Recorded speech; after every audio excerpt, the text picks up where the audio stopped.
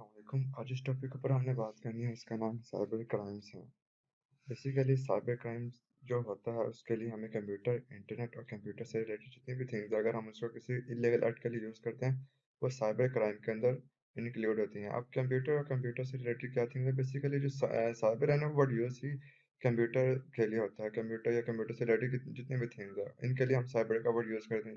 इस वजह से अगर जो साइबर क्राइम का जो वर्ड है, अगर हम उसको देखें तो यानी कि कंप्यूटर या इंटरनेट की मदद से किए जाने वाले क्राइम्स को हम साइबर क्राइम्स के अंदर इंक्लूड करते हैं। यानी कि अब साइबर क्राइम्स के अंदर क्या नाम है, मुख्तलिफ किस्म के क्राइम्स आ जाते हैं, जिसके अंदर ऑनलाइन फ्रॉड हो सकता है, आइडेंटिटी थेफ्ट हो सकते हैं, स्प्रेड ऑफ वायरसेस, हैकिंग वगैरह, ये सब इंक्लूड है।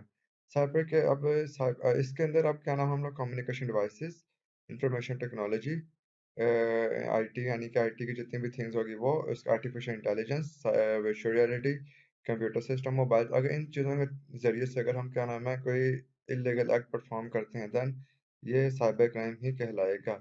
अब साइबर क्राइम के जो नुकसानात हैं ना, वो काफ़ी सीरियस हो सकते हैं। इनके जो रिजल्ट्स हैं, वो एक ऑर्गेनाइजेशन, एक कंपनी या ग्रुप ऑफ पीपल या कोई डिपार्टमेंट ही क्यों ना हो, उन यानी उसके लिए अब एक या अगर सिंगल पर्सन भी है ना, तो उसके लिए उसके ये जो साइबर क्राइम का रिजल्ट है, वो काफ़ी ज़्यादा एक खतरनाक या परेशान कन हो सकते हैं। सो इससे बचने के लिए या जो पहले फर्स्ट ऑफ ऑल, बल्कि जो इसकी रीज़न्स है ना, यानी कि किस तरीके से साइबर क्रिमिनल्स हमारे डाटा को हासिल कर लेते हैं, उनको किस तरह की आसानियाँ यानी कि जो मिलती हैं, वो क्या वो हमारे कंप्यूटर तक एक्सेस कैसे हासिल कर लेते हैं, इसके अंदर जो मेन रीज़न्स हैं, वो हमारा सिक्योरिटी गैप है। यानी हमारे सिक्योरिटी के अंदर कुछ होल्स ऐसे होते हैं, जिसका साइबर क्रिमिनल्स फ़ायदा उठाते हुए हमारे कंप्यूटर सिस्टम तक एक्सेस हासिल कर लेते हैं। अब जो साइबर क्रिमिनल्स हैं, अगर वो ये जब ये डाटा हमारा एक्सेस कर लेते हैं, देन वो फिर इससे क्या करते हैं? वो इसको क्या नाम है, किसी अपने ऑन पर्पस के लिए यूज़ कर सकते हैं, या फिर इसको सोल्ड आउट कर सकते हैं। सोल्ड कैसे कहाँ कर सकते हैं? अगर हमारा कोई काफ़ी सेंसिटिव या बिज़नेस से रिलेटेड डाटा है, और या वर्थफुल है, यानी जितना भी हमारा वर्थफुल डाटा होगा, हम उसको सेल कर सकते हैं। कहाँ सेल कर सकते हैं? अब वो डार्क वेब है, इसके ऊपर सेल हो जाता है, या कोई कोई ना कोई ऑर्गेनाइज़ेशन है जिसको हमारे डाटा से फ़ायदा हो सकता है, देन वो भी इसको एक अपने पर्पस के लिए यूज़ कर सकते हैं। इसके अलावा भी जो साइबर क्रिमिनल्स हैं, वो फ्रॉड कर सकते हैं। फ्रॉड कैसे करते हैं? हमारा डाटा हमसे ले लेंगे, उसके बाद क्या नाम है, हमसे मुख्तलिफ़ किस्म की डिमांड करेंगे। उसके बाद स्टीलिंग आइडेंटिटीज़, इसके अंदर एक सेकंड पॉइंट आ जाता है। स्टीलिंग आइडेंटिटीज़ के अंदर क्या नाम है, हमारी जो आइडेंटिटीज़ होती हैं, पर्सनल इन्फॉर्मेशन भी जिसके अंदर शामिल है, इन सब को अपने किसी ख़ास मकसद के लिए यूज़ करते हैं। अब जैसे कि हमारे कोई ना कोई आईडी, इंस्टा की आईडी होगी, फेसबुक की आईडी होगी, अगर कोई साइबर क्रिमिनल उसको यानी एक्सेस कर लेता है हमारी आईडी तक, वो इसको एक्सेस कर लेता है, तो देन वो उसको किसी भी पर्पज़ के लिए यूज़ कर सकता है। हमारी आईडी यूज़ करते हैं, वो क्या नाम है, किसी तरह की र्यूमर्स क्रिएट कर सकता है, या उसके अलावा भी वो उसके अंदर अपना डाटा इंक्लूड कर सकता है, जो माइट बी पॉसिबल बाद में हमारे लिए मुश्किल या एक ड्रॉबैक हमारे लिए साबित होगा। उसके बाद जो हमारी प्राइवेसी है, वो वायलेट हो जाएगी, हमारी प्राइवेसी डिस्टर्ब होगी, हमारे जितना भी पर्सनल डाटा होगा, वो सब का सब वो लीक आउट हो जाएगा। तो इसके ऊपर फिर हमारा कंट्रोल नहीं रहेगा। हिस्ट्री को थोड़ा-सा देख लेते हैं। यानी कि वानाक्राई रैनसमवेयर अटैक 2017 के अंदर ये साइबर अटैक हुआ था, जिसके अंदर 150 मुल्क और 2 लाख से भी ज़्यादा कंप्यूटर्स अफ़ेक्ट हुए थे। तो ये इसके अंदर इसको यानी कि एक्सेस करने के बाद, यानी ये जो रैनसमवेयर अटैक जो हुआ था 2017 में, इसके अंदर जो साइबर क्रिमिनल था, उसने क्या नाम है, क्रिप्टो करेंसी बिटकॉइन्स की एक डिमांड की थी, और वो भी एक लार्ज अमाउंट के अंदर। उसके बाद 2017 के अंदर Equifax data breach cyber attack हुआ था। इसके अंदर 147 मिलियन पीपल की इंफॉर्मेशन, जिसके अंदर उनका सोशल सिक्योरिटी नंबर्स आ गए, बर्थ डेट, एड्रेसेस, और भी उनकी जितनी भी पर्सनल इंफॉर्मेशन थी, उन सबको एक्सपोज कर दिया गया था इस डाटा ब्रीच साइबर अटैक के अंदर। जिसके मेन रीजन जो बनी थी ना, वो थी वल्नरेबिलिटी सिस्टम, यानी कि जिसके अंदर हमारा सिक्योरिटी सिस्टम अच्छा ना हो, मेंटेन ना किया हो। उसके बाद 2014 के अंदर इंडिया का सोनी पिक्चर हैक हुआ था। इसके अंदर हैकर्स ने उसको हैक करके इनका सेंसिटिव डाटा, यानी कि जो उसके एम्प्लॉयज थे, एक्टर्स थे, जो उनमें काम करने वाले जितने भी मेंबर्स थे, उनकी ईमेल, उनका पर्सनल डाटा, सबका सब पब्लिकली रिलीज या एक्सपोज कर दिया था। इसके बाद 2013 के अंदर डाटा ब्रीच यानी टारगेट डाटा ब्रीच हैकर्स ने हैक किया था, जिसके अंदर 40 मिलियन कस्टमर्स का पर्सनल डाटा इंक्लूडिंग उनका credit card, debit card, ATM वगैरह वगैरह एक्सपोज कर दिया गया था, और जिसके अंदर 70 मिलियन से भी ज़्यादा लोग इंक्लूड थे। अब ये अगर क्या नाम है इसका क्रेडिट कार्ड या डेबिट कार्ड की जो इन्फॉर्मेशन है ना ये काफ़ी अगर ये एक्सेस कर ली जाए देन इसको किसी भी क्या नाम है हम सेलिंग एंड परचेजिंग के पर्पस के लिए यूज़ कर सकते हैं। अब कोई साइबर क्रिमिनल है ना वो इसको एक्सेस करने के बाद क्या नाम है जो उसका ऑनर होगा जो जिसका वो कार्ड होगा उसके विद कंसर्न के बगैर उसको किसी भी इलीगल एक्ट के लिए यूज़ कर सकता है कुछ किसी भी तरह की शॉपिंग या उसको इलीगल एक्ट के लिए यूज़ कर लेगा। उसके बाद 2010 के अंदर स्टक्सनेट बॉम्ब एक कंप्यूटर था जिसके स्पेशली डिज़ाइन किया इस तरह किया गया था कि वो इंडस्ट्रियल कंट्रोल सिस्टम को क्या नाम है डिस्टर्ब कर सके और यह ईरान का न्यूक्लियर प्रोग्राम को डैमेज करने के वजह बनी थी। इसके बाद 2009-2010 के ऑपरेशन ऑरोरा के अंदर क्या नाम है साइबर अटैक ने एक हाईली प्रोफाइल कंपनी गूगल को हैक किया था। तो इसके ऊपर यानी क्या साइबर अटैक किया था जिसके बाद में चाइनीज स्टेट स्पॉन्सर ग्रुप ने बाद में रिकवर किया था या इसको फाइंड आउट किया था। अब इसके बाद ये क्या नाम है कुछ साइबर अटैक्स हैं जिसके अंदर साइबर क्रिमिनल्स जो साइबर क्राइम परफॉर्म करते हैं उनके टारगेट्स क्या होते हैं। अब इसके अंदर कुछ इन्होंने मैंने पॉइंट आउट किए first of all against individual property. अब जो इसका मेन मकसद है ना यानी कि अब एक शख्स है एक पर्सन है इंडिविजुअल एक पर्सन है उसके खिलाफ किसी ने कोई ना कोई अपना एक्ट परफॉर्म करना हो अब जैसे कि वो भी कोई हाईली प्रोफाइल कोई पर्सन होगा देन उसके साथ ये साइबर क्राइम उसका परफॉर्म किया जा सकता है। उसके अलावा कंप्यूटर के अंदर वायरसेस का डिलीवर करना। अब जो कंप्यूटर के अंदर वायरसेस है ना ये आना बहुत कॉमन है और इसके आने की बहुत सी रीज़न है। इंटरनेट एक सबसे बड़ा सोर्स है वायरस का। वो कोई कैसे अगर हमारी कुछ ईमेल है अब कोई जितने या कोई हैकर होगा या कोई साइबर क्रिमिनल होगा वो कोई ना कोई ईमेल के साथ कोई ना कोई वायरस अटैच कर देगा देन जैसे हम लोग उस ईमेल को ओपन करेंगे वो वायरस हमारे कंप्यूटर के अंदर एक्टिव हो जाएगा। अब इसके अंदर डिफरेंट के तरह के वायरसेस होते हैं वो और डिफरेंट टास्क परफॉर्म करते हैं। कोई हमारे पर्सनल डाटा लीक कर सकता है, कोई हमारे कंप्यूटर में एक्सेस हासिल कर सकता है, कोई हमारे सिस्टम को क्रैश भी कर सकता है। इसके अलावा अनऑथराइज्ड कंट्रोल यानी कि एक शख्स है वो ऑथराइज्ड है उसके अलावा कोई और शख्स उसको उस सिस्टम को एक्सेस कर ले वो अनऑथराइज्ड कंट्रोल हो जाएगा। अननोन पर्सन ने कंप्यूटर का एक्सेस करे उसके अंदर ये और उसको एक्सेस करने के बाद उसको अपनी डिमांड या अपने डिजायर के मुताबिक उसको यूज करे। तो इसके बाद इंटेलेक्चुअल प्रॉपर्टी क्राइम तब इसके अंदर क्या नाम है जो इंटेलेक्चुअल प्रॉपर्टी क्राइम है ना इसके अंदर भी काफी ज्यादा क्या नाम है साइबर क्राइम्स परफॉर्म होते हैं। इसके अंदर क्या नाम है एक प्रॉपर्टी है उसको क्या नाम है एक शख्स यानी कोई भी है साइबर क्रिमिनल कोई भी है जो उसको अपने फायदे के लिए हासिल कर सकता है। इंटरनेट टाइम थेफ्ट अब इसके अंदर क्या होता है टाइम थेफ्ट के अंदर ये भी एक वायरस ही होता है वायरस की तरह ही होता है। सब ये एक टाइम बॉम्ब की तरह होता है ठीक है। उसके बाद किसी ऑर्गेनाइजेशन के खिलाफ किसी ने कोई ना कोई अपनी डिजायर के लिए या कोई अपनी अब मेरी एक ऑर्गेनाइजेशन कंपनी है दूसरी कंपनी से अगर वो क्या नाम है थोड़ा सा इख्तलाफ या अगेंस्ट है देन वो भी उसके अंदर यानी उस साइबर अटैक उसके ऊपर कर सकती है। इसके अलावा इंफॉर्मेशन अनऑथराइज्ड इंफॉर्मेशन जो होती है पोजेशन किसी अनऑथराइज्ड इंफॉर्मेशन ऑफ पोजेशन यानी कि अब एक शख्स है उसका अपना डाटा है उसको कोई अनऑथराइज्ड पर्सन एक्सेस कर लेता है। उसके बाद साइबर टेररिज्म है गवर्नमेंट के खिलाफ। अब क्या नाम है मैंने इस तरह यानी कि एग्जांपल्स देखी गई हैं जिसके अंदर साइबर टेररिज्म यानी कि होता है हमारे अपने ही गवर्नमेंट को क्या नाम है वो लोग और गवर्नमेंट ऑर्गेनाइजेशन को हैक करते हैं उसको अपने डिजायर के लिए यूज करते हैं। गवर्नमेंट से अगर जब कोई साइबर क्राइम यानी साइबर क्रिमिनल कोई क्राइम करता है गवर्नमेंट देन वो उससे किसी डिमांड जो अमूमन करता है या वो होती है फाइनेंशियली डिमांड या वो होती है किसी गवर्नमेंट के ही सिस्टम से रिलेटेड डिमांड होती है। उसके बाद पायरेटेड सॉफ्टवेयर ये एक मेन कॉज ऑफ वायरस है और एक साइबर क्राइम है। अब पायरेटेड सॉफ्टवेयर के अंदर क्या होता है यानी कि कोई एक ऑफिशियल वेब या ऑफिशियल एप्लीकेशन है उसको हम लोग किसी क्रैक करके उस क्रैक करने के बाद उसको यूज करें देन वो पायरेटेड सॉफ्टवेयर के अंदर यूज होती है। साइबर क्राइम्स कुछ हैं साइबर क्राइम के एग्जांपल्स हैं वो हम डिस्कस करते हैं। First of all computer virus. Computer virus एक ऐसा प्रोग्राम होता है जिसको हम किसी भी एग्जीक्यूटेबल फाइल या एप्लीकेशन या ईमेल के साथ अटैच करके कंप्यूटर में सेंड कर देते हैं या सेंड कर देते हैं जिसके बाद जैसे ही हम उस फाइल को ओपन करते हैं एग्जीक्यूट करते हैं उसी के साथ ही वो कंप्यूटर उस फाइल के साथ अटैच वायरस एक्टिवेट हो जाता है। तो ये एक एक्टिवेट होने के बाद वो डिफरेंट अगर जिस टाइप का वो वायरस हमने उसके अंदर ऐड अप किया है वो उसी तरह की फंक्शनैलिटी उसके अंदर परफॉर्म करेगा। वो एक एज अ साइबर बॉम्ब की तरह भी उसको क्या नाम है परफॉर्म कर सकता है यानी इसके अंदर हमारा डाटा डिस्ट्रॉय भी हो सकता है। इसके बाद जो दूसरी टाइप है वो है फिशिंग। ये फिशिंग थोड़ी सी हमारे भी पॉसिबल नहीं भी हो सकती है आप लोगों के लिए।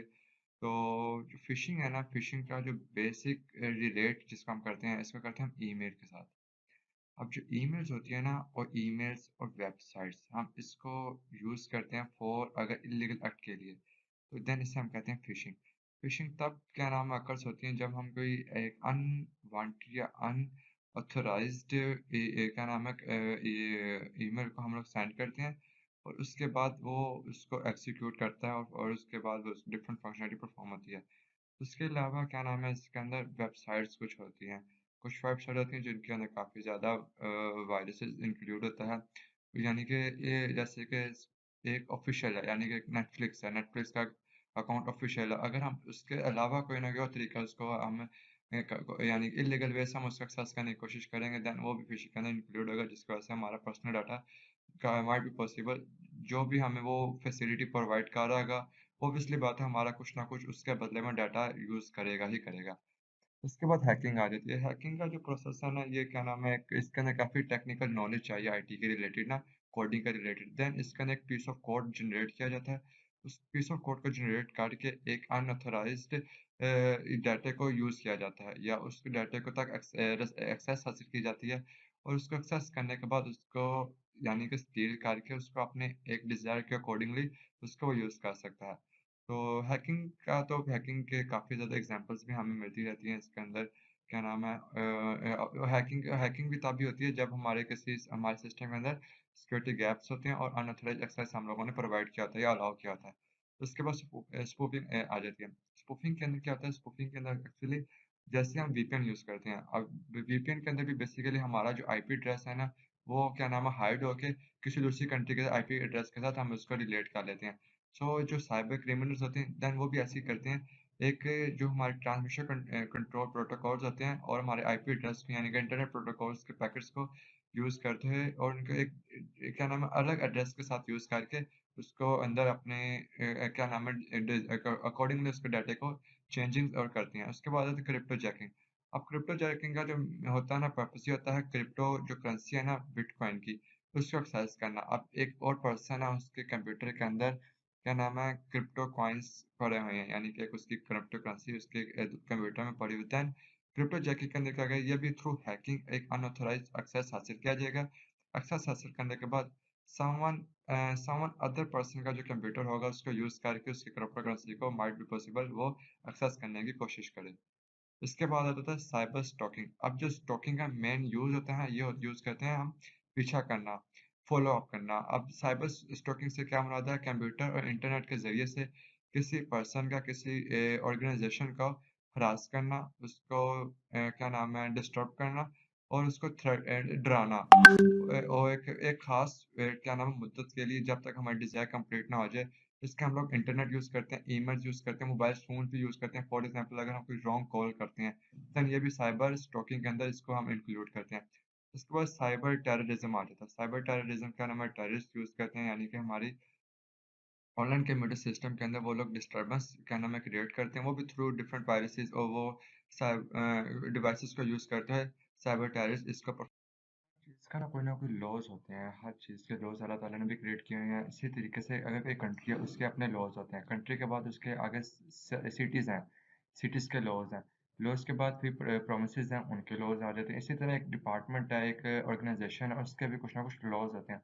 उन लॉज़ की मदद से उनके अकॉर्डिंगली भी क्या नाम है, सारे के सारे टास्क परफ़ॉर्म किए जाते हैं, एक लिमिट के अंदर। यानी कि एक लिमिट लगा दी जाती है, अगर उस लिमिट के अंदर जो काम करेंगे, वो ठीक है। जैसे हम उस लिमिट को क्रॉस करेंगे, उसके फिर क्या नाम है, डिसएडवांटेजेस, ड्रॉबैक्स देखने को मिलेंगे। इसी तरह साइबर लॉज़ होते हैं, यानी कि इंटरनेट के हर चीज़ के कुछ ना कुछ रूल्स होते हैं, उनके रूल्स के अकॉर्डिंगली उनको यूज़ करते हैं। अब साइबर लॉ एक इस तरह की टर्म है जिसको क्या नाम है हम कम्युनिकेशन डिवाइसेस का रिलेट करते हैं और इसके बाद फिर साइबर स्पेस यानी कि फॉर एग्जाम्पल इंटरनेट अगर कुछ ना कोई कम्युनिकेशन टेक्नोलॉजी है। अब कम्युनिकेशन टेक्नोलॉजी के अंदर कुछ भी आ सकता है यानी कि मेरे पास एक कंप्यूटर है, कंप्यूटर के यूज़ करने के लॉज मैं अपने लिए खुद ब खुद डिज़ाइन कर लूँगा। उसके अलावा अगर मैं कोई और क्या नाम है कम्युनिकेशन डिवाइस यूज़ करूँ या आर्टिफिशियल इंटेलिजेंस यूज़ कर रहा हूँ। अब इसके एग्जाम्पल मैं ऐसे दे रहा हूँ। अब जैसे कि अभी चैट जीपीटी आई है टेक्नोलॉजी ना एआई की।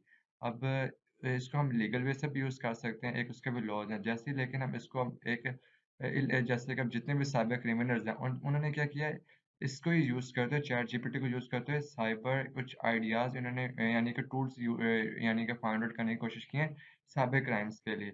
यानी कि एक चीज़ का गलत यूज़ कर रहे हैं, एक लिमिट से निकल रहे हैं, जो उसके लॉज़ हैं उसके अगेंस्ट जा रहे हैं। तो ये एक साइबर लॉज़ में क्या नाम है बनाया गया है। उसके बाद फिर क्या नाम है साइबर लॉ जो पूरी दुनिया में है ना, वो हर कंट्री के मुख्तलिफ हैं। जैसे कि आयरलैंड के अंदर जो है इलेक्ट्रॉनिक कॉमर्स एक्ट है, उसके बाद UK, USA, Australia, New Zealand, Singapore इनके अंदर भी डिफरेंट है। इसके बाद इलेक्ट्रॉनिक जो UK, USA, Australia, New Zealand, Singapore इनके अंदर इलेक्ट्रॉनिक ट्रांज़ैक्शन यूज़ होते हैं। उसके अलावा हांगकांग है। हांगकांग के अंदर इलेक्ट्रॉनिक ट्रांज़ैक्शन ऑर्डिनेंस और इसी की तरह जो इंडिया के अंदर इंफॉर्मेशन टेक्नोलॉजी एक्ट यूज़ होता है और बांग्लादेश के अंदर information communication technology act use होता है। ये जो पाकिस्तान के अंदर क्या नाम है डोमेस्टिक साइबर लॉ यानी डोमेस्टिक लेवल पे जो इसके लॉज आ जाते हैं उसके अंदर क्या नाम है 2007 का prevention of electronic crimes ordinance इस क्राइम्स के अंदर जो इलेक्ट्रॉनिक डिवाइसेस होती थी उनके ज़रिए से क्या नाम है जो क्राइम्स थे उनको प्रिवेंट यानी कि उनसे महफूज रहने के लिए एक लॉ क्या नाम है 2007 के अंदर एक जनरेट किया गया था। उसके बाद 2002 के अंदर आया था इलेक्ट्रॉनिक ट्रांजैक्शन ऑर्डिनेंस इसके ऊपर एक जारी किया गया था। फिर उसके बाद एक पुराना ही एक्ट था उसको रीजनरेट करके पाकिस्तान टेलीकम्युनिकेशन के नाम से दोबारा रीजनरेट किया गया था। रीऑर्गेनाइजेशन थी ये। तो ये 1996 के अंदर एक्ट पास हुआ था। उसके बाद वायरलेस टेलीग्राफी एक्ट 1933 के अंदर पास हुआ था। इसके बाद आ जाता है 1885 के अंदर टेलीग्राफ का एक्ट पास हुआ था। फेडरल इन्वेस्टिगेशन एजेंसी एक्ट ये 19 यानी कि ये है 1974 के यानी जो इसके डेट्स लेकिन तब के लॉज हैं। ये बाद में फिर क्या नाम ये तब के बने हुए हैं लॉज यानी टेलीग्राफ एक्ट 1885 का लॉ बना हुआ है। उसके बाद ये क्या नाम पाकिस्तान में अकॉर्डिंगली सिस्टम्स के मुताबिक टेक्नोलॉजी के मुताबिक अकॉर्डिंगली यूज़ होते हैं। फिर पेमेंट एंड इलेक्ट्रॉनिक फंड थे इनके नाम पे क्या नाम है ये लॉज़ बाद में बने हैं। अब क्या नाम है इनसे बचा कैसे जा सकता है? साइबर क्राइम्स हैं, साइबर क्राइम्स से बचने की जो क्या-क्या हमें ऐसी चीज़ें यूज़ करनी चाहिए या क्या-क्या इस तरह के हम लोग अपने एक प्लान लिमिट्स लगानी चाहिए, रूल्स या लॉज़ डिज़ाइन करने चाहिए, एक स्ट्रक्चर कैसे डेवलप करना चाहिए कि जिससे हम लोग क्या नाम है अपने साइबर अटैक से बच सकें। फर्स्ट ऑफ ऑल अगर हमारा कोई ना कोई एक एप्लीकेशन है या अकाउंट है, गूगल अकाउंट है, फेसबुक अकाउंट है, उनके जो पासवर्ड है, आपने किसी भी यानी कि हमारी एप्लीकेशन यूज़ कर रहे हैं, उनके जो पासवर्ड होंगे, उनको हम लोगों ने क्या नाम बहुत यानी कि एक स्ट्रॉन्ग पासवर्ड उनके लिए यूज़ करना है, ना वीक ना मीडियम। जैसे ही हम क्या नाम है इसके अंदर पासवर्ड लगा रहे थे, हमें वो सजेस्ट कर रहा था कि आप ये पासवर्ड वीक है, यानी कि वो इस सजेस्ट इस वजह से कर रहा था कि वो अकॉर्डिंगली जो साइबर अटैक्स हैं उस उनके अकॉर्डिंगली जो ये यानी कि इस तरह के जो पासवर्ड्स हैं ये जल्दीली क्या नाम है टूट सकते हैं या इसको एक्सेस किया जा सकता है। सो स्ट्रॉन्ग पासवर्ड यूज़ करना चाहिए, एंटीवायरस अच्छे वाला यूज़ करना अप टू डेट होना चाहिए एंटीवायरस। उसके अलावा क्या नाम है हमें जो ईमेल्स हैं, जो हमारे ऑथराइज़्ड ईमेल्स होंगे हमें जस्ट उसको ही ओपन करना है, उसके अलावा अनऑथराइज़्ड ईमेल को ओपन नहीं करना है। जैसे हम उनको ओपन करेंगे देन वो वायरस एक्टिवेट हो जाएगा या cyber attack might be possible से परफॉर्म हो सके। उसके अलावा जो हम लोग डिस्क यूज़ करते हैं या सीडी डिस्क यूज़ करते हैं, उससे उनके अंदर भी एक तो वो ज़्यादा वैसे उसको प्रेफ़र नहीं किया जाता यूज़ करने का, फिर टेक्नोलॉजी इम्प्रूव हो सके। लेकिन इनका बैकअप ऑब्वियसली बात है लाज़मी होना चाहिए क्योंकि अगर एक साइबर अटैक के सूरत में अगर आपका डाटा लॉस हो भी जाता है तो देन उसको किसी न किसी तरह रिकवर किया जा सके। इसके अंदर हमें रिकमेंडेशन आ जाती हैं। रिकमेंडेशन के अंदर क्या नाम है हमारे पास डिफरेंट हम यूज़ करते हैं लिंकेज जैसे कि फॉस्टरिंग लिंकेज है। इसके अंदर हम क्या करते हैं इंटरनेशनली ये कम्युनिटी होती है ये कम्युनिटी रिलेशनशिप वैल्यू फर्स्ट ये वाला मैं हमें ट्रेनिंग और अवेयरनेस आ जाती है हम में जो साइबर है cyber crime cyber criminals cyber attacks इनके बारे में हाव ना होने चाहिए इसके लिए हमें क्या नाम है अवेयरनेस जनरेट करना पड़ेगी जो इसके अवेयरनेस कैसे दी जा सकती है through internet social media forums letters articles तो इनके ज़रिए से कुछ ना कुछ अवेयरनेस क्रिएट की जा सकती है इसके अलावा जो लॉज होते हैं हर चीज़ के लॉज एंड रेगुलेशंस होंगे जितनी भी एप्लीकेशन हम यूज़ करते हैं उनकी प्राइवेसी होती है उनका स्ट्रक्चर होता है उनका मॉडल होता है उनको स्टडी करना चाहिए आफ्टर दैट हमें उनको अलाउ करना चाहिए ऑथराइज्ड करना चाहिए उसके बाद क्या नाम है लॉ इन्फोर्समेंट इन्वेस्टिगेशन अथॉरिटीज़ हैं एट लोकल लेवल और या फिर इंटरनेशनल लेवल उनको स्टडी करना चाहिए उनसे अवेयरनेस हासिल करनी चाहिए उनका अवेयरनेस हासिल करने के बाद हम लोगों को इन चीज़ों से काफ़ी हद तक साइबर अटैक से बचा जा सकता है उसके बाद जो कंक्लूजन होगा कंक्लूजन इससे यही हो सकती है कि हमें क्या नाम है साइब अपने ईमेल्स वगैरह को क्या नाम है हर तरीके से क्या नाम है यूज देखना चाहिए कि अथोराइज या अनऑथोराइज्ड है। इसके अलावा अलाउ नहीं करना चाहिए हर किसी को। सिस्टम के अथोराइजेशन भी क्या नाम है मेंटेन करना चाहिए, पासवर्ड मेंटेन रखना चाहिए। इसके अलावा हमें क्राइम और इन चीज़ों से महफूज रहना चाहिए। इस तरह इलीगल वे से किसी चीज़ को एक्सेस ना हासिल की जाए। और इसका नुकसान क्योंकि आफ्टर दैट जब जो साइबर क्रिमिनल्स को फाइंड आउट किया जाता है, जैसे कि जो FIA है, ये मुख्तलिफ डिवाइसेस या मुख्तलिफ टेक्निक्स के ज़रिए इन तक पहुंचने की कोशिश करते हैं। अगर वो साइबर क्रिमिनल्स अटैक कर रहे हैं, देन दूसरी साइड पर भी कुछ ना कुछ, अगर एक गवर्नमेंट है तो गवर्नमेंट के भी क्या नाम है एम्प्लॉयज़ होते हैं, वो इनको इन्वेस्टिगेट कर रहे हैं। देन अगर इन्वेस्टिगेशन के बाद इनको अरेस्ट भी किया जाता है, इनको क्या नाम फाइन होता है और इनके क्या नाम है सज़ा भी इनकी अच्छी खासी दी जाती है। Thank you guys. अस्सलाम वालेकुम। हाय एवरीबॉडी, मेरा नाम ज़ैनुल आबदीन है और आज हम जो टॉपिक डिस्कस करेंगे वो है कम्युनिकेशन डिवाइसेस। तो इसका मतलब क्या है, इसको हम समझने की कोशिश करते हैं। कम्युनिकेशन का मतलब एक दूसरे के साथ रुआबत कायम करना, कम्युनिकेट करना, डाटा की in term of computer science के डाटा को हम कैसे एक दूसरे के साथ शेयर कर रहे हैं या कन्वर्ट कर रहे हैं, डाटा की ट्रांसमिटिंग कैसे करनी है, इंफॉर्मेशन के ज़रिए या इंस्ट्रक्शन के ज़रिए, और कैसे हम एक दूसरे के साथ सेंडिंग और रिसीविंग कर रहे हैं। कम्युनिकेशन ट्रांसमिटिंग ऑफ डाटा है इंस्ट्रक्शन के ज़रिए या इंफॉर्मेशन के ज़रिए। इस ट्रांसमिटिंग डाटा को का जो वे होता है, किस तरीके से कर रहे हैं, डाटा को ट्रांसमिट करने के लिए या डाटा को रिसीव करने के लिए कुछ डिवाइसेस का इस्तेमाल होता है, वो कम्युनिकेशन डिवाइसेस हैं। A communications device is any type of hardware capable of transmitting data, instructions and information between a sending device and a receiving device। कि ऐसी हार्डवेयर डिवाइस जो कैपेबल हो डाटा को ट्रांसमिट कर सके, डाटा को send and receive कर सके, या इंस्ट्रक्शन या इंफॉर्मेशन की सेंडिंग एंड रिसीविंग कर सके। तो हम देखते हैं कि आगे at the sending end a communications device sends the data, instructions and information from the sending device to a communications channel at the receiving and a communications device receive the signals from the communications channel। हम देखते हैं sending क्या काम करता है और receiving क्या काम करता है। सेंडर वो होता है जो एक नोड होती है जहाँ से डाटा को सेंड किया जाता है, और जो डेस्टिनेशन होती है वो रिसीवर साइड होती है। कम्युनिकेशन डिवाइस होती है वो होती है जो डाटा को ट्रांसमिट करके हमें सेंड कर देती है, इंस्ट्रक्शन को या इंफॉर्मेशन को, या किसी भी कम्युनिकेशन चैनल को या किसी भी ट्रांसमिट मीडिया को इस्तेमाल करते हुए डाटा को सेंड कर देती है। फिर वही एक डिवाइस क्या करती है, वो जो सिग्नल ट्रांसमिट हुए थे उनको रिसीव करके, उनको ट्रांसलेट करके किसी भी कम्युनिकेशन चैनल को थ्रो करके आपको डाटा ट्रांसमिट कर देती है, इंफॉर्मेशन के ज़रिए या इंस्ट्रक्शन के ज़रिए। तो हम देखते हैं आगे, फॉर एग्जांपल ये इसमें क्या फंक्शन परफॉर्म हो रहे हैं, ये क्या काम कर रहा है, तो हम आगे देखते हैं किस तरह काम करेगा। अगर आप फॉर एग्जांपल अगर आपके पास टच मोबाइल है तो आप यहाँ से डाटा भेज देते हैं, तो अगर उसके पास टच मोबाइल होगा तो वो डाटा रिसीव होगा। अगर कीपैड वाला या बटन वाला मोबाइल होगा तो वह डाटा रिसीव नहीं होगा। ये काम इट इज़ नॉट पॉसिबल। तो टच मोबाइल पर एप्लीकेशन रन होगी, ये एक ऐसी डिवाइस है जो कि व्हाट्सएप पे कैपेबल होती है और उसे इंफॉर्मेशन शेयर कर देते हैं। सेम उसके पास टच मोबाइल होगा जिसके ऊपर व्हाट्सएप चलता होगा, तो वो व्हाट्सएप रिसीव कर सकेगा।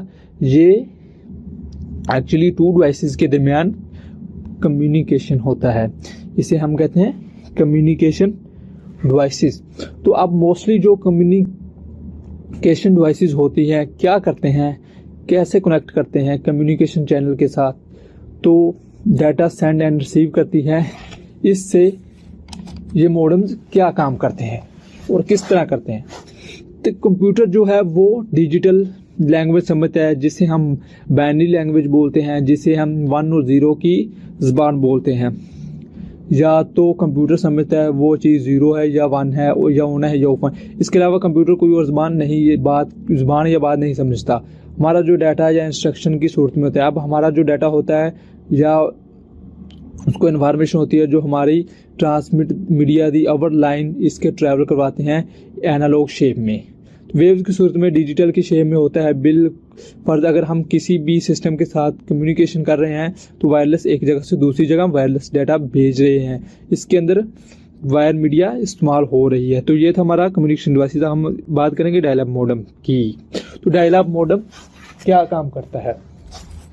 तो डायल अप मॉडेम एक ऐसी डिवाइस है जो हमें इंटरनेट कनेक्शन प्रोवाइड करती है। टेलीफोन के जरिए इंटरनेट कनेक्ट करना हो तो हमें कंप्यूटर के साथ एक डिवाइस अटैच करनी होगी जिसे हम मॉडेम कहते हैं।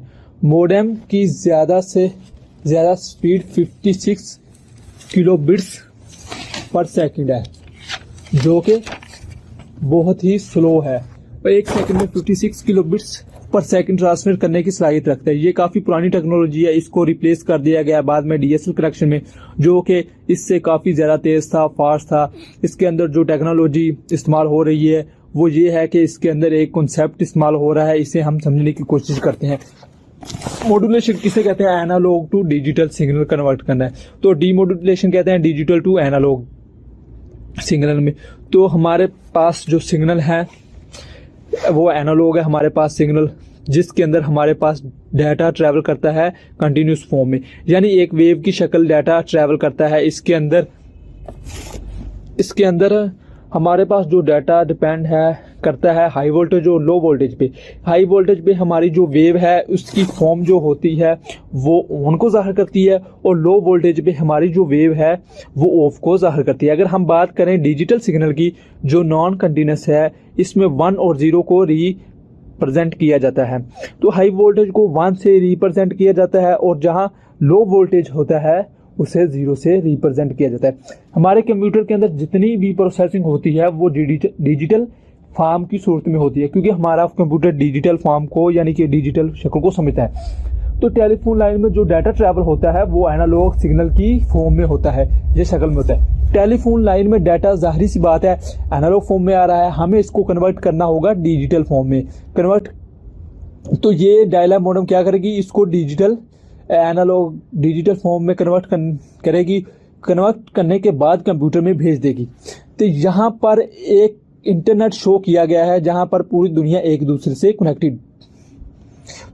तो ये था हमारा डायल अप मॉडेम। तो डायल अप मॉडेम क्या काम करता है? Dial up modem analog signal को डिजिटल सिग्नल में तब्दील करता है, क्योंकि टेलीफोन लाइन में एनालॉग सिग्नल होते हैं और हमारा कंप्यूटर डिजिटल सिग्नल में डाटा समझता है, डिजिटल फॉर्म समझता है। तो हम क्या करेंगे, फॉर एग्जांपल कि एक यहाँ से भेजेंगे डाटा मॉडेम को, तो मॉडेम उसको डिजिटल सिग्नल को एनालॉग सिग्नल में कन्वर्ट करेगा। वो टेलीफोन लाइन में एनालॉग सिग्नल जाएंगे, और एनालॉग सिग्नल टेलीफोन जाने के बाद जब रिसीविंग एंड पर एक मॉडेम लगा होता है तो वो मॉडेम टेलीफोन लाइन से एनालॉग सिग्नल रिसीव करेगा, उसको डिजिटल सिग्नल में कन्वर्ट करेगा। ये है मॉडेम का काम। तो हम इसकी कुछ एग्जांपल्स देखते हैं।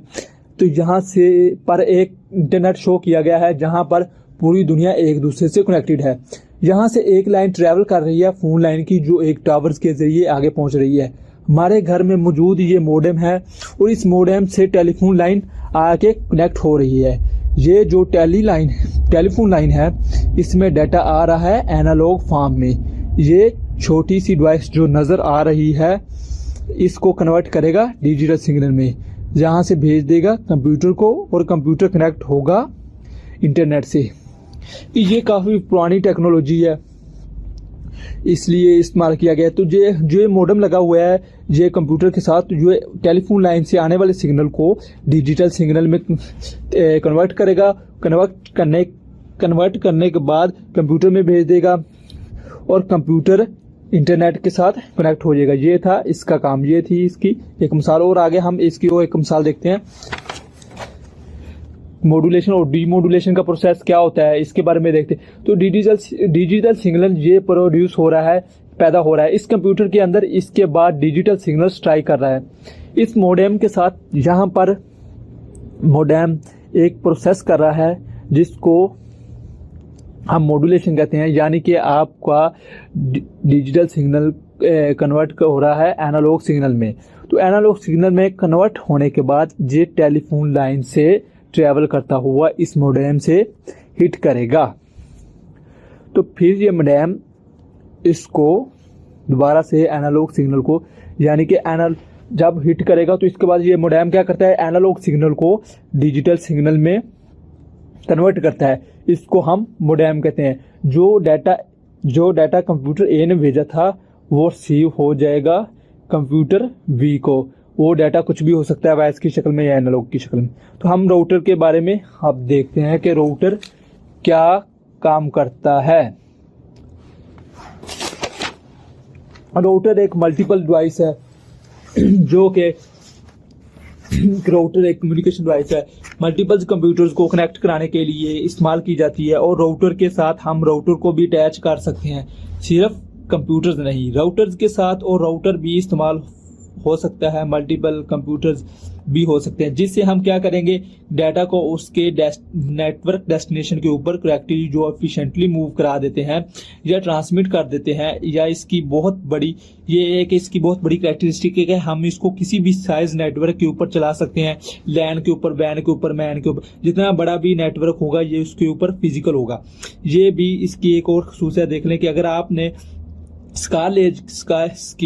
लार्ज स्केल के ऊपर एक बहुत बड़ा नेटवर्क बनाया हुआ है तो इसके ऊपर आप राउटर की मदद से क्या कर सकते हैं, डाटा को उसके ऊपर, ये के बैकबोन पे काम करता है इस लार्जेस्ट हमारे नेटवर्क के ऊपर, डाटा को जो अवेलेबल फास्ट, इससे क्या करता है, डाटा को अपनी डेस्टिनेशन के ऊपर पहुंचा देता है। तो router is very intelligence, router बहुत इंटेलिजेंस है।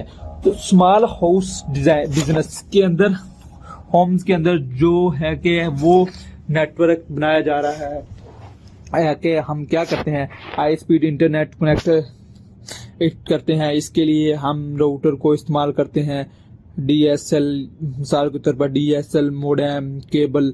तो DSL देखते हैं, DSL घरों के अंदर काम आज तौर पर ज्यादातर इस्तेमाल हो रहे हैं। जो राउटर होते हैं 2 यानी कि 250, एक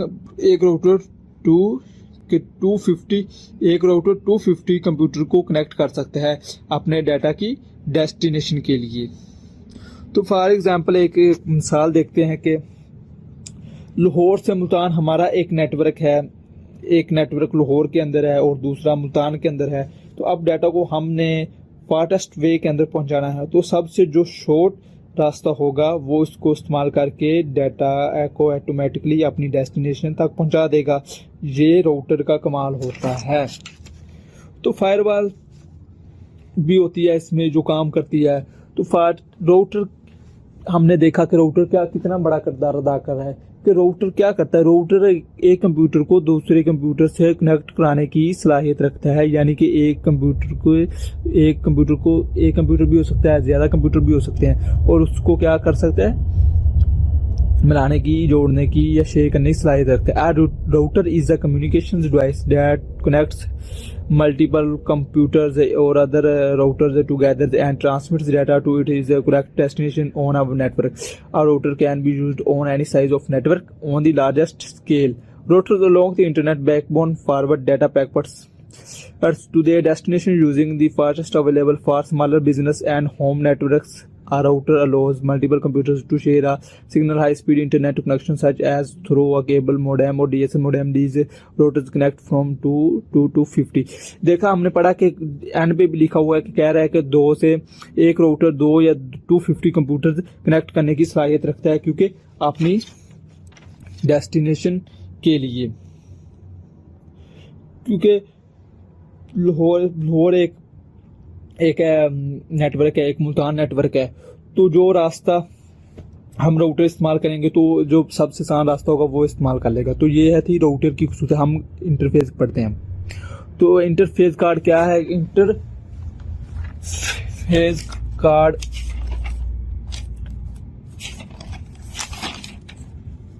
हमारे पास एक ऐसा इलेक्ट्रॉनिक कंपोनेंट है, एक ऐसा पार्ट होता है कंप्यूटर का जो क्या करता है, इस्तेमाल होता है कंप्यूटर को कनेक्ट करने के लिए एक कंप्यूटर नेटवर्क के साथ। एक कंप्यूटर नेटवर्क जिसके अंदर बहुत सारे कंप्यूटर्स होते हैं, और वो कंप्यूटर नेटवर्क से आप चाहते हैं कि आपका कंप्यूटर उन तमाम कंप्यूटर के साथ कनेक्ट हो जाए। तो कनेक्ट हो जाए तो उसके बाद आप क्या करेंगे? तो आप अपने कंप्यूटर का डाटा बाकी कंप्यूटर्स के साथ शेयर कर सकेंगे। और इसके अलावा आप क्या करेंगे? इसके लिए क्या करना पड़ेगा? आपको अपने कंप्यूटर में ये कार्ड लगाना पड़ेगा। अब इस कार्ड को लगाने के लिए हमारे पास मदरबोर्ड मौजूद होता है। इस मदरबोर्ड के ऊपर जो एक्सपेंशन स्लॉट्स होती हैं और ये नेटवर्क इंटरफेस कार्ड की होती हैं। तो इसके दरमियान आपके कंप्यूटर और जो इंटरनेट या कोई भी कनेक्शन है, तो किसी भी नेटवर्क का इसके बीच में, अब हम अपने कंप्यूटर के ऊपर गौर करें कि ये जो हमारा कंप्यूटर है ये दरअसल इस कंप्यूटर का सिस्टम यूनिट कहलाता है। अगर हम इसे ओपन करें तो हमारे पास डिफरेंट कंपोनेंट्स हैं। इसमें काफ़ी इम्पोर्टेंट ये है जो मैंने अभी इंडिकेट किया है। तो ये है आपका नेटवर्क कार्ड। ये नेटवर्क कार्ड जो आप इसे आप क्या करते हैं, इसे हम क्या करते हैं अपने मदरबोर्ड के अंदर, ये जो एक्सपेंशन स्लॉट्स आपको नज़र आ रही हैं यहाँ पर हम नेटवर्क कार्ड लगा देते हैं। और इस नेटवर्क कार्ड के लगाने से क्या होगा, अब ये नेटवर्क कार्ड हमें किसी भी कंप्यूटर नेटवर्क से कनेक्ट कर देगा। अब अगर आप यहाँ पर देखें, ये जो नेटवर्क कार्ड दिखाया गया है ये नेटवर्क कहलाता है वायर्ड नेटवर्क इंटरफेस कार्ड। यानी इस नेटवर्क इंटरफेस कार्ड में इस्तेमाल होती है वायर। यानी यहाँ पर जो आपको स्लॉट्स नज़र आ रही हैं, जहाँ पर मैंने आपको बताया कि ये जो वायर है, तो ये अपनी वायर करते हैं, अपनी वायर को कनेक्ट करते हैं। आप यहाँ पर जो नॉर्मली वायर कनेक्ट करते हैं आमतौर पर ईथरनेट, वो ईथरनेट वायर होती है। तो ईथरनेट वायर क्या करती है, इसके अंदर हमारा एक सिग्नल होता है, वो बिट्स की फॉर्म में यहाँ से ट्रैवल करता है और डाटा जो है बिट्स की शक्ल में यहाँ पहुँचता है। यहाँ पर जो आपका नेटवर्क इंटरफेस कार्ड है ये दरअसल क्या करता है, इस सिग्नल को कन्वर्ट करता है फ्रेम में। तो अब हमारे पास जो यहाँ मैसेज पहुँचा है वो फ्रेम में कन्वर्ट हो जाता है। अब इस फ्रेम के अंदर दो बहुत ही इम्पोर्टेंट चीज़ें होती हैं। क्या होती हैं, एक होता है सोर्स एड्रेस जिसको S और A से ज़ाहिर किया है मैंने, और दूसरा होता है डेस्टिनेशन। सोर्स एड्रेस क्या होता है, भेजने वाले का एड्रेस। दूसरी चीज़ इसमें क्या होती है, डेस्टिनेशन एड्रेस, यानी कि रिसीव करने वाले का एड्रेस। तो NIC क्या करता है, यानी कि नेटवर्क इंटरफेस कार्ड इन दोनों चीज़ों को मैच करता है। जहाँ से सोर्स से ये मैसेज आया है और जहाँ खुद इसने मैसेज ये रिसीव किया है, दोनों का एड्रेस आपस में मैच करना चाहिए। जब ये एड्रेसेस मैच हो जाते हैं, भेजने वाले का एड्रेस और रिसीव करने वाले का एड्रेस मैच हो जाते हैं, तो इसके बाद क्या करता है कि NIC फ्रेम को कन्वर्ट कर देता है एक पैकेट में, और ये जो पैकेट है आगे भेज दिया जाता है प्रोसेसिंग के लिए। और आगे जहां जाकर हमारा ये जो ऑपरेटिंग सिस्टम है ये पैकेट्स कलेक्ट करता है, इनको आपस में इकट्ठा करता है और फाइनली हमारी स्क्रीन के ऊपर ये मैसेज डिस्प्ले हो जाता है। जहाँ से हमने देखा कि डायल अप मोडेम क्या काम मेरा नाम हैदर अली है। मेरा जो टॉपिक है वो है वायरस, कंप्यूटर वायरस। सबसे पहले मैं ये बताना चाह रहा हूँ कि कंप्यूटर वायरस की डेफिनेशन क्या होती है। A computer virus is a type of malicious software or malware that separates between computer and causes damage to data and software. Computer virus एक किस्म का बदनीयती पर मबनी कंप्यूटर प्रोग्राम है जो कि जब अमल में आता है खुद को नकल करता है। Computer virus aim to disrupt system cause major operational issues and result in data loss and leak package, और अपना कोड दाखिल करता है। जब नकल तैयार हो जाती है तो ये कोड दूसरी फाइलों को मुतासिर करता है और प्रोग्राम आपके सिस्टम पर मौजूद है।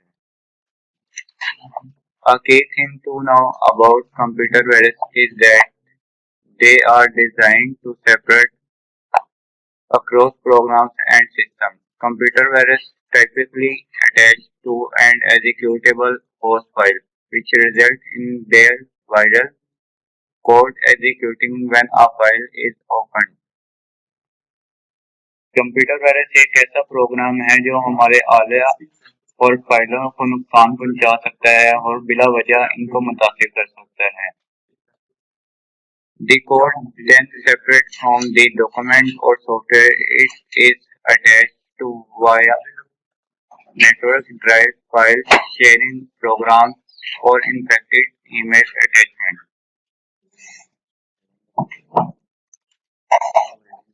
Common sign of computer virus.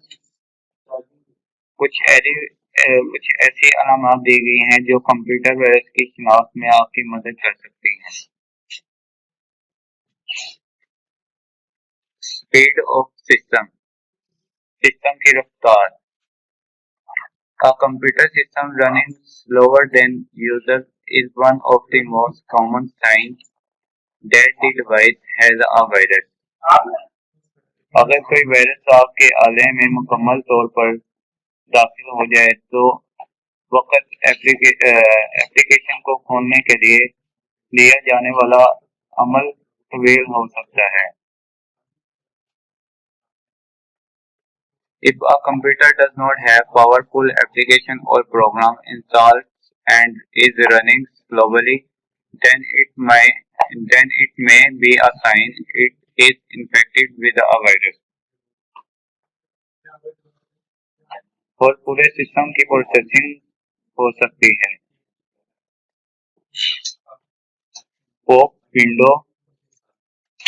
Pop up window Unwanted pop-up window appearing on a computer or in a web browser are telltale signs of a computer virus. किसी को अपनी स्क्रीन पर बहुत ज्यादा पॉप-अप विंडो मिलना शुरू हो सकती है।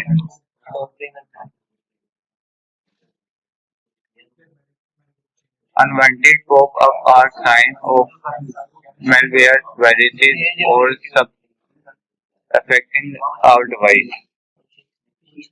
वायरस से मुतासिर हो सकता है और डिवाइस को मजीद नुकसान पहुंचा सकता है। प्रोग्राम सेल्फ एग्जीक्यूटिंग प्रोग्रामों की खुद अमल आमद।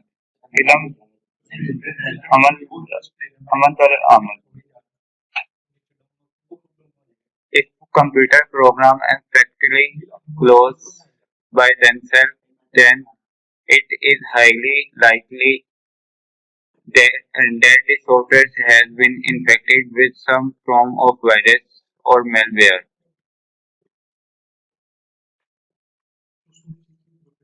फाइलें या एप्लीकेशंस पसे मंजर खुलना शुरू हो सकती हैं खुद से निज़ाम के बारे में और आपको इनके बारे में भी मालूम नहीं हो सकता। Account being logged out. Some viruses are designed to affect specific application which will either cause them to crash or force the user to automatically log out of the service. Virus के हमले की सूरत में account मिलने का इम्कान hack में इजाफा और पासवर्ड से महफूज साइट भी हैक हो सकती हैं और आपको मिल सकती हैं। इन सब से लॉग आउट डिवाइस का क्रैश होना ज्यादातर मामलात और अगर वायरस से ज्यादा फाइलों में फैलना है और प्रोग्रामों में इस बात के इम्कानात हैं। Crashing device System crash and the computer itself unexpectedly closing down are common indicator of a virus. Computer virus cause computer to act in a variety of strange ways which may include opening files by themselves, displaying unusual error message or clicking key at random. उसके बाद computer की types आ जाती हैं। Type of computer virus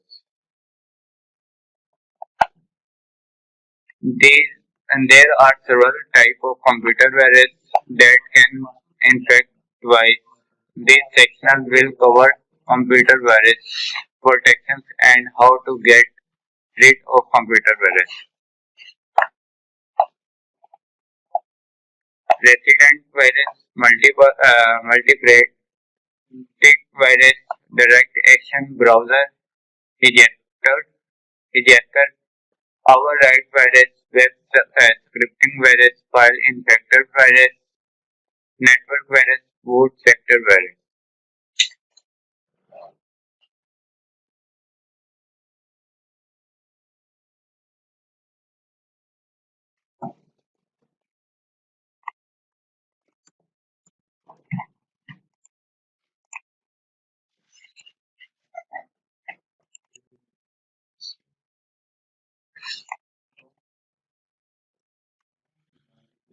आगे आ जाते हैं computer antivirus.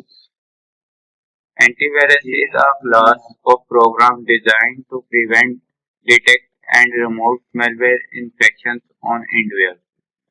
Software that is created specifically to help detect, prevent, and remove malware. Antivirus is a kind of software used to prevent, scan, detect, and delete virus from a computer. Once installed, most antivirus software runs automatically in the background to provide real-time protection against virus.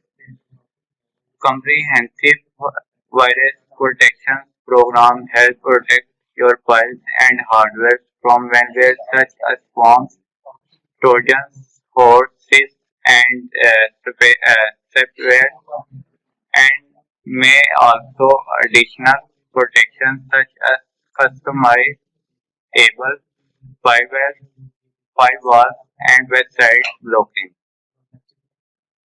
Antivirus एक ऐसा software है जो प्रोग्रामों या programme के set पर मुश्तमिल होता है जो पता लगा सकता है और अपने आले से तमाम नुकसानदार सॉफ्टवेयर को हटा सकता है. ये एंटीवायरस सॉफ्टवेयर है.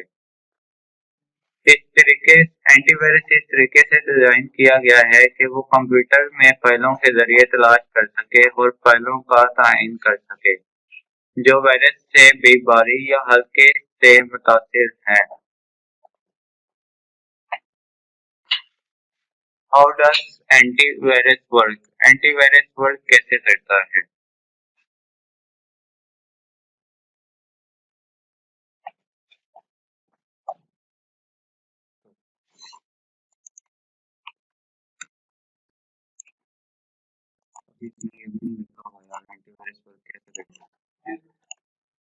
Antivirus software begins operating by checking your computer programs and files against a database of known type of malware. Since new viruses are constantly created and distributed by hackers, it will also scan computers for the possibility of new or unknown type of malware threat. Antivirus पहले computer में वो file ढूंढता है जिसमें virus हो और फिर उन फाइल में से वायरस को डिलीट कर देता है, फिर अपना काम आगे कंटिन्यू करता है. और आगे आ जाती है type of antivirus. Anti malware, anti software, browser security, network firewall.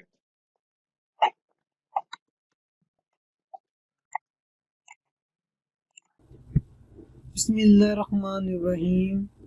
मेरा नाम अहमद रज़ा और आज का lecture computer security threats and risk है. कंप्यूटर सिक्योरिटी को साइबर सिक्योरिटी भी कहा जाता है. सिक्योरिटी थ्रेट्स एक ऐसा रिस्क है जो हमारे डाटा को हैक कर सकता है, हमारे डाटा को तबाह कर सकता है, नकारा कर सकता है. इसकी मुख्तलिफ टाइप्स हैं: malware attacks, phishing attacks, password attacks, man in the middle attacks, DoS attacks, insider attacks, cryptojacking attacks और इसके बाद है जीरो डे एक्सप्लॉइट. पहला है मालवेयर अटैक्स, जैसे कि नाम से ही है, जिसे मलेशियन अटैक्स कहते हैं. मलेशियन वेबसाइट्स जो हमारे डाटा को हैक करती हैं, हमारे डाटा को नुकसान पहुंचा सकती हैं और इसके अलावा हमारे सिस्टम्स में वायरस वगैरह जो सेंड होता है इन्हीं वेबसाइट से ज़्यादातर होता है. मालवेयर की 3 अक़साम है, वायरस, वर्म्स और इसके अलावा ट्रोजन्स। वायरस क्या है? वायरस एक ऐसा सॉफ्टवेयर है जो ऐसा कोडिंग किया जाता है जो फाइल शेयरिंग के दौरान या इंटरनेट से कोई वगैरह चीज़ डाउनलोड करने के दौरान हमारे कंप्यूटर में दाखिल होता है और हमारे सिस्टम को डेटा को ख़राब करता है। इसके बाद वर्म्स आ जाता है। वर्म्स एक ऐसा सॉफ्टवेयर है जो कॉपी शेयरिंग या डाउनलोडिंग वक्त आता है, लेकिन ये हमारे सिस्टम में आकर अपनी कापियाँ बनाना शुरू कर देता है और इतनी ज़्यादा बना देता है कि हमारा सिस्टम स्लो हो जाता है और हैकर के लिए नया दरवाज़ा खोल देता है, जिससे हमारा डाटा हैक हो जाता है। इसके बाद ट्रोजन्स आ जाता है। ट्रोजन्स एक ऐसा सॉफ्टवेयर है जो अपनी शक्ल तब्दील करके हमारे सिस्टम में दाखिल होता है, जैसा कि थर्ड पार्टी एप्लीकेशंस, एंटीवायरस जो हमारे सिस्टम को बूस्ट करने के लिए इस्तेमाल होते हैं, लेकिन वो असल में हमारे सिस्टम को हैक कर रहे होते हैं, हमारे कंप्यूटर में वायरस वगैरह डाल रहे होते हैं और हमारे डाटा को हैक कर रहे होते हैं। इसके बाद आ जाता है फिशिंग टैग। जैसा कि नाम से ही है, फिशिंग टैग यानी मछली पकड़ना, लेकिन इसमें हम मछली नहीं पकड़ेंगे। इसमें ये है कि जो टैकर है ये एक मछुआरे की तरह अटैक करता है। जैसे मछुआरा मछली को पकड़ने के लिए ये चारा डालता है, इसी तरह हैकर जो है हमारे जैसे लोगों को पकड़ने के लिए एक ऐसा जाल फेंकता है जिसमें काफ़ी लोग आ जाते हैं।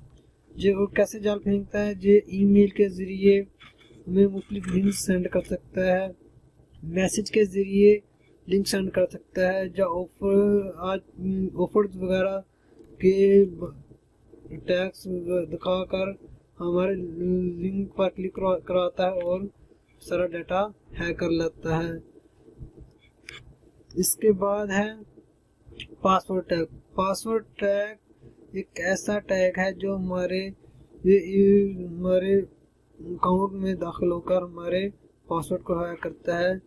ये अटैक ऐसा अटैक है, ये भी ईमेल के ज़रिए अटैक होता है। ईमेल में लिंक्स वगैरह सेंड करता है और लिंक पर क्लिक करने से वो हमारे password, WhatsApp account, Google account, दीगर लात के आईडी को चुरा लेता है। इसके बाद आगे man in the middle tags. ये एक ऐसा टैग है जिसमें सर्वर और क्लाइंट के दरमियान अटैक होता है। ये ज़्यादातर attack local free wifi use करने से के दरमियान होता है, या कैफ़े वगैरह में जो फ्री नेट लगा होता है, वाईफाई लगा होता है, उसमें ज़्यादातर ये अटैक होता है। इसमें क्या होता है कि सर्वर और क्लाइंट के दरमियान जो राब्ता होता है उसको मुंतका करके हैकर खुद क्लाइंट सर्वर के तौर पर काम करता है और क्लाइंट और सर्वर के दरमियान जो बातचीत होती है उसको हैक करता है।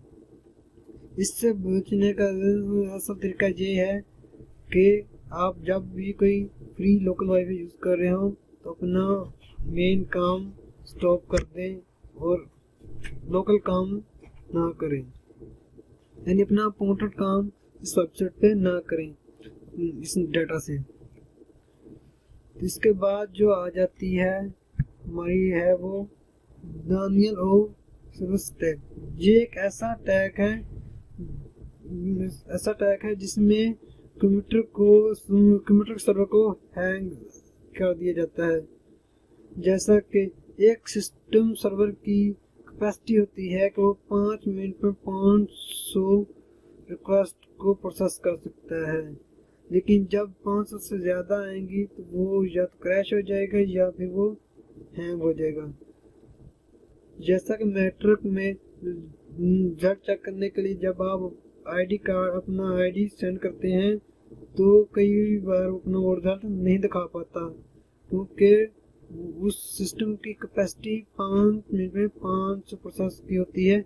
जब इससे ज़्यादा रिक्वेस्ट सेंड होती हैं तो वो नहीं कर पाता, हमें रिप्लाई नहीं कर पाता, हमें देर से रिजल्ट जो नज़र आता है। तो ये टैग ज़्यादातर 2 कंपनियों के दरमियान हो सकता है, जैसा कि एक कंपनी का जो कारोबार ऊंचा जा रहा है उसकी उस पे जो फॉलोअर्स वो बहुत ज़्यादा हैं, उसकी डिमांड बहुत ज़्यादा है, उसकी कॉस्ट बहुत ज़्यादा आ रही है और दूसरे की बहुत कम आ रही है, तो वो क्या करेगी, वो हैकर को कहेगी कि इसके सर्वर पर अटैक करो और इसके जो क्लाइंट्स है उसका इस कंपनी से एतबार उठ जाए।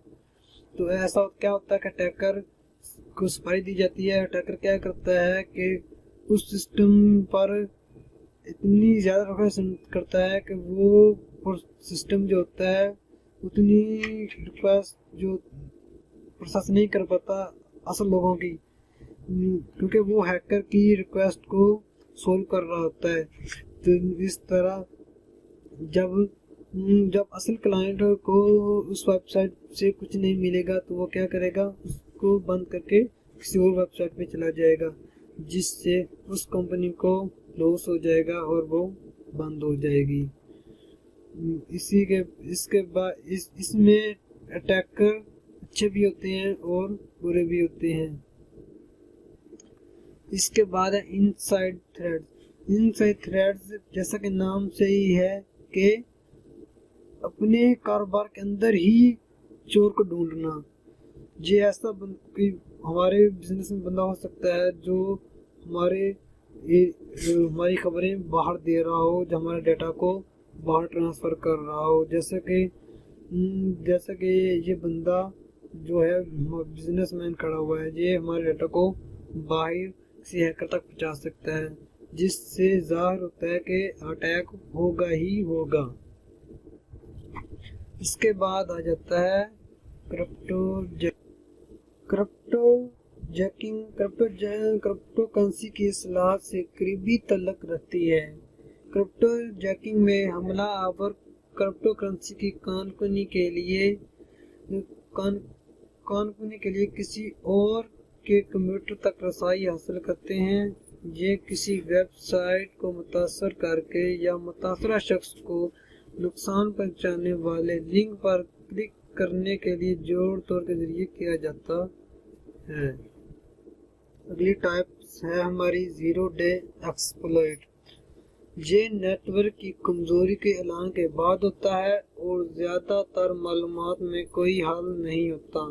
हमलावर इंकशाफशुदा खतरे को निशाना बनाता है और फ़ायदा उठाता है। जब हैकर या अटैकर जो होता है हमारे डाटा में कमजोरी ढूंढ लेता है, हमारे डाटा को हैक कर लेता है और यूज़र को जब पता चलता है कि ये डाटा हैक हो गया है, उस डे को जीरो डे एक्सप्लॉइट कहते हैं। उसमें कोई भी हल नहीं होता।